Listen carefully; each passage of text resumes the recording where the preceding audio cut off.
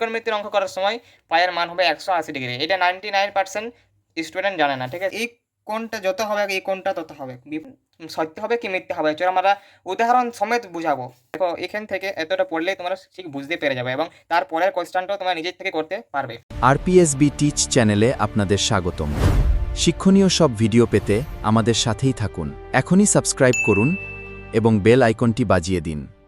আজকে আমরা করবো 2027 দশম শ্রেণীর ত্রিকোণমিতির অঙ্ক। পেজ নাম্বার হচ্ছে 273 পাতার। আজকে করবো 14 এবিসি। প্রথমে করবো 14 দাগের একের অঙ্ক। এখানে বলছে একটি ঘড়ি মিনিটের কাটা প্রান্তবিন্দু 1 ঘন্টায় আবর্তন করে π/4 রেডিয়ান। বি এর অপশানে আছে π/2 রেডিয়ান এবং সি এর অপশানে আছে পাই রেডিয়ান। তো এখানে হবে -2 পাই রেডিয়ান। তো এখানে উত্তরটা হচ্ছে -2 পাই রেডিয়ান, -2 পাই রেডিয়ান। এরপর অপশান 2। অপশান 2 দেখে বলেছে π/6 রেডিয়ান সমান কত হবে? 60 ডিগ্রি, 45 ডিগ্রি, 90 ডিগ্রি বা 30 ডিগ্রি। 30 ডিগ্রি হবে। এবারে কী করে হবে চলো বলি। আমাদেরকে প্রথমে জানতে হবে যে ত্রিকোণমিতির অঙ্ক করার সময় যে পাই সেটার মান হবে 180 ডিগ্রি। আবার অন্য কোথাও অঙ্ক করো পাই নিয়ে, তখন সেখানে মান হবে 22/7, কিন্তু ত্রিকোণমিতির অঙ্ক করার সময় পায়ের মান হবে 180 ডিগ্রি। এটা 99% স্টুডেন্ট জানে না, ঠিক আছে। তো প্রথম আমাদেরকে কোয়েশ্চেনটা টুকতে হবে। কোয়েশ্চেনে আছে যে π/6, তো এখানে লিখবো π/6 এর সমান দাও, পাই যেখানে থাকবে সেখানে লিখে দাও 180 ডিগ্রি এবং নিচে কত আছে 6, তো নিচে দেখলাম 6। আবার 6 3 করে দেবো 18 এবং 0 একটা এখানে দিয়ে দেবো। তো এই যে হচ্ছে এটা 30 ডিগ্রি। অ্যান্সার হচ্ছে ডি এরটা। আরেকটা কথা বলেছে গুরুত্বপূর্ণ বিষয়, রেডিয়ান মান, বৃত্তীয় মান, যেই মান বলুক বের করতে হলে সেটাকে মানে 180 ডিগ্রি দিয়ে গুণ করতে হয়, সেটাকে 180 ডিগ্রি দিয়ে ভাগ করতে হবে, 180 ডিগ্রি দিয়ে গুণ করতে হয়, ঠিক আছে। আমরা আগে শিখবো আরও কিছু। 3 কোশ্চেনে বলেছে একটি সুষম ষড়ভুজের প্রতিটি অন্তঃকোণের বৃত্তীয় মান কত হবে? π/3 হবে না 2π/3 হবে না π/6 না π/4? তো আমরা জানি যে ষড়ভুজ মানে 6টি বাহু। ষড়ভুজ মানে কত বাহু? ষড়ভুজ মানে 6টি বাহু। তো এখানে লিখবো কোশ্চেন নাম্বার 3। Question number 3। এবারে এখান থেকে আমাদের উত্তরটা বের করবো, ঠিক আছে। তো এখানে উত্তর করার সময় সবার প্রথমে লিখবো যে ষড়ভুজ মানে কটি বাহু। লিখবো ষড়ভুজ সমান 6টি বাহু। প্রথমে লিখবো ষড়ভুজ লিখে পরে সমান দাও, দিয়ে লেখো 6টি বাহু। তারপরে একটা ভাষা লেখো, ভাষাটা দেখো কোশ্চেনে দিয়ে আছে। লেখো যে ষড়ভুজের প্রতিটি অন্তঃকোণের মান। এই কথাটা লেখার পর মানে এই ভাষাটা লেখার পর লেখো যে অতএব ষড়ভুজের প্রতিটি কোণের মান। দেখো এখানে কোশ্চেনে দিয়ে আছে অতএব ষড়ভুজের প্রতিটি কোণের মান। এটা লেখার পর একটা সূত্র বস করাও। সূত্রটি হচ্ছে যে সমান দিলে সূত্রটা লেখো 2 ব্র্যাকেটের মধ্যে n-2, ব্র্যাকেটের মধ্যে n-2 লেখার পর গুণিত 90 ডিগ্রি। 2 ব্র্যাকেটের মধ্যে n-2 গুণিত বাইরে আছে 90 ডিগ্রি, দিয়ে বাই দাও। বাই দেওয়ার পর লিখে দাও n, এরপর নিচে সমান দাও। এখানে n মান আমরা জানবো যে বাহু বা ষড়ভুজ মানে 6। যেখানে n থাকবে সেখানে 6টিকে আমরা বস করে দেবো, ঠিক আছে। তো প্রথমে আছে 2, এখানে 2 আছে তো এখানে 2 লিখবো এবং ব্র্যাকেট দিয়ে n আছে তো এখানে n আছে 6, তো 6 লিখলাম এবং এখানে 2 তো এখানেও 2, গুণিত কত আছে 90 ডিগ্রি। নিচে আছে n মানে আমরা কি জানি 6 লিখবো, ঠিক আছে। তোমরা শুধু এইখান থেকে এইটুকুটা মুখস্থ করে যাবে যদি ষড়ভুজের কোনো অঙ্ক আছে ত্রিকোণমিতিতে, ঠিক আছে। তবে কথা আছে বাইরে 2, 6 থেকে 2 গেলে হচ্ছে 4, তো এখানে লিখবো 4 ইন্টু কত আছে 90 ডিগ্রি, তো লিখবো 90 ডিগ্রি বাই 6। আবার 6 আর 90 টাকা কাটিয়ে তো করে দাও 15।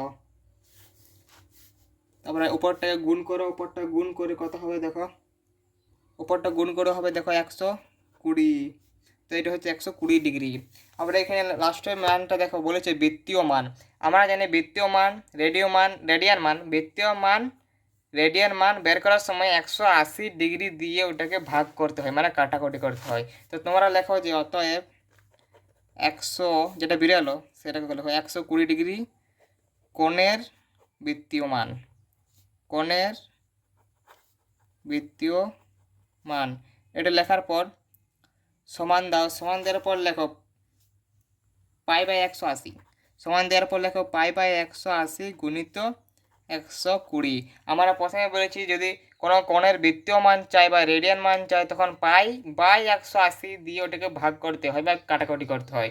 তো প্রথমে আমরা শূন্য শূন্য কেটে নেবো, এরপর 2-এর ঘর নামতে বলতে পারবে কি বা 6-এর ঘর নামতে পারবে, 6-এর ঘর পড়বো 6 দুগুণে 12 এবং 6 3-এ 18।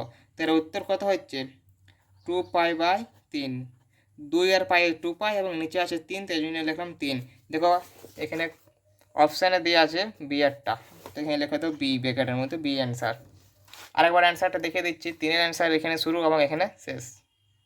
আরেকটা গুরুত্বপূর্ণ বিষয় বলে দিচ্ছি যে এর আগের ভিডিওতে আমরা করেছিলাম ত্রিকোণমিতির 293 পাতার একটা ছক, সেই ছকটি কিন্তু মাধ্যমিক ইম্পর্টেন্ট, এটা আমরা তোমাদেরকে থাম্বনেলটা স্ক্রিনে দিয়ে দেওয়া হবে। এরপর করবো 4-এর দাগের অঙ্ক। তো 4-এর দাগের অঙ্কতে বলেছে 4-এর দাগে বলেছে এস সমান আর থিতা, জিরো লেখে মাঝে কাট, মানে এটা হচ্ছে থিতা।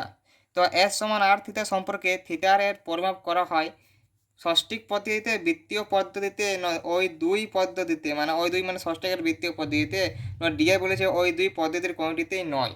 তো উত্তর কোনটা হবে চলো দেখি। এটার উত্তর হবে বৃত্তীয় পদ্ধতিতে, এটা তোমরা মনে রাখবে যে এটার উত্তর হবে বৃত্তীয় পদ্ধতিতে। এরপর করবো 5-এর দাগের অঙ্ক। এখানে বলেছে এবিসিডি ত্রিভুজ, এবিসিডি ত্রিভুজ বলছে এবিসিডি বৃহস্ত চতুর্ভুজের কোণ এ হলে 180 ডিগ্রি হলে কোণ সি এর বৃত্তীয় মান কত। আমরা জানি যে চতুর্ভুজের সমকোণ সম্পূরক কোণগুলি সমান হয়, মানে চতুর্ভুজ দেখো তোমার খাতায় একটা লিখে বুঝিয়ে দিচ্ছি। এটা আমরা করবো 5-এর দাগের অঙ্ক, ঠিক আছে। তো বলেছে এবিসিডি একটা চতুর্ভুজ,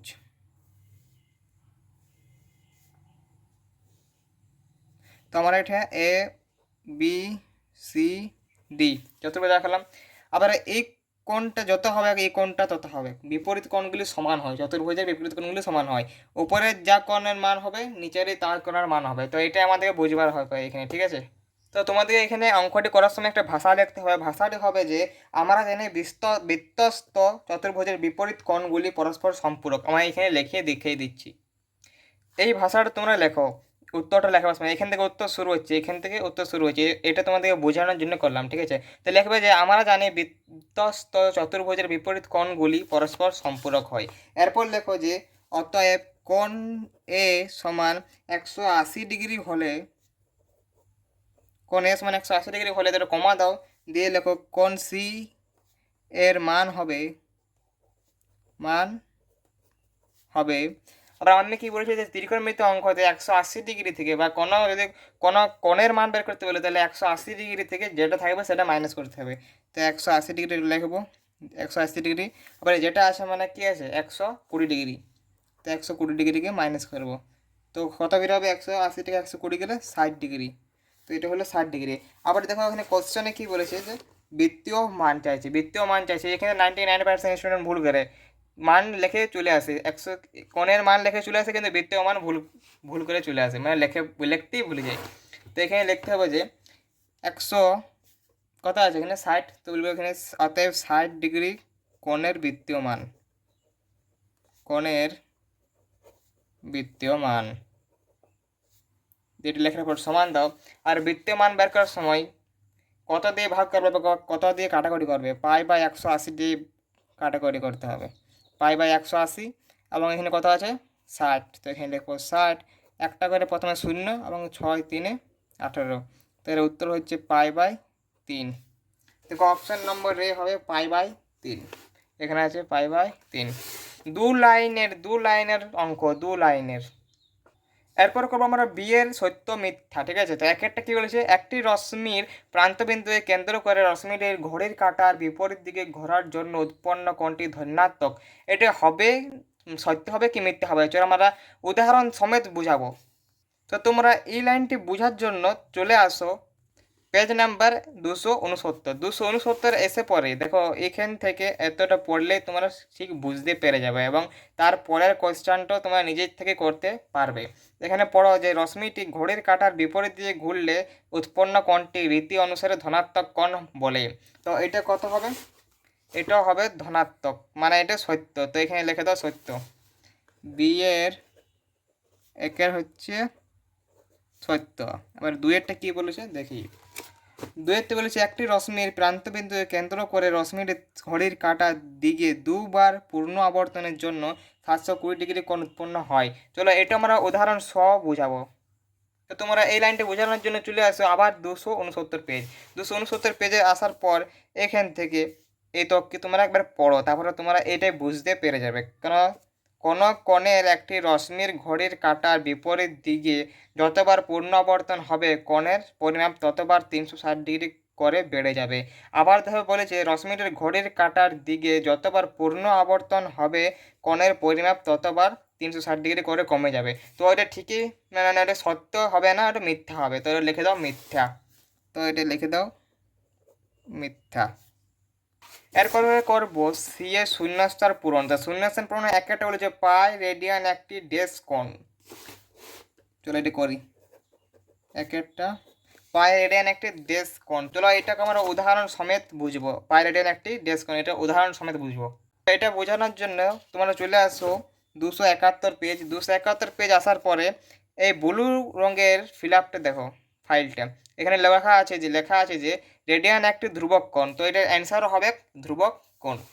তো এখানে লিখে দাও ধ্রুবক কোণ। এরপর করবো 2-এর দাগের কোশ্চেন। 2-এর দাগের কোশ্চেন বলছে ষষ্ঠিক পদ্ধতিতে 1 রেডিয়ান সমান ড্যাশ প্রায়। এটাকেও আমরা উদাহরণ সমেত বুঝবো। এটা বুঝবার জন্য তোমরা চলে এসো 272 পেজ চলে আসো। 272 পেজ, ঠিক আছে।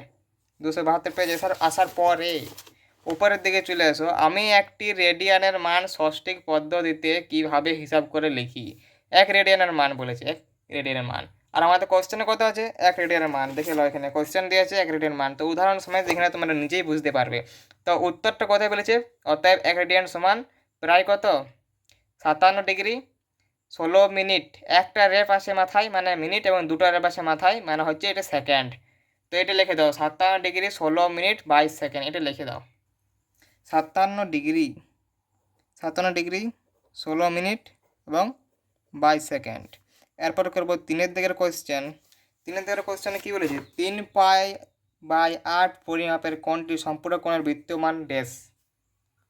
তো এটা ড্যাশ পূরণটা লিখে দাও 5 পাই বাই 8। তো এটা লিখে দাও 5 পাই বাই 8। তো আশা করি তোমাদের ভিডিওটি ভালো লেগেছে। যদি ভালো লেগে থাকে তো ঠিক আছে, আবার পরের ভিডিওতে আসবো এই 15 দাগের সংক্ষিপ্ত প্রশ্ন উত্তর নিয়ে।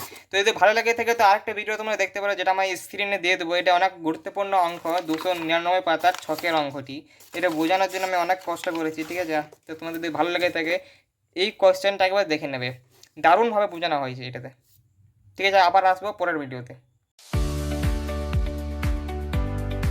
ভিডিওটি ভালো লাগলে অবশ্যই লাইক এবং শেয়ার করবেন। এই রকম আরও ভিডিও দেখতে চ্যানেলটি এখনই সাবস্ক্রাইব করুন।